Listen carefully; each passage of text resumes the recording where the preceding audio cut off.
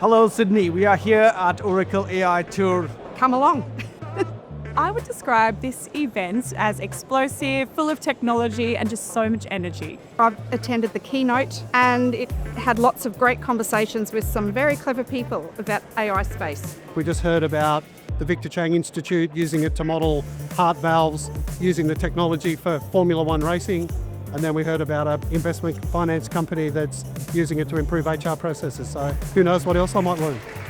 Today we launched agentic applications. And now in one place, you can actually have these agents execute on your behalf to connect back to a specific business outcome that you can measure. I've been nicely surprised with the amount of agentic agents that Oracle's looking to deliver. It's been a nice highlight. One thing I personally learned is that it's not an incremental change anymore, it's a step change. AI changes everything.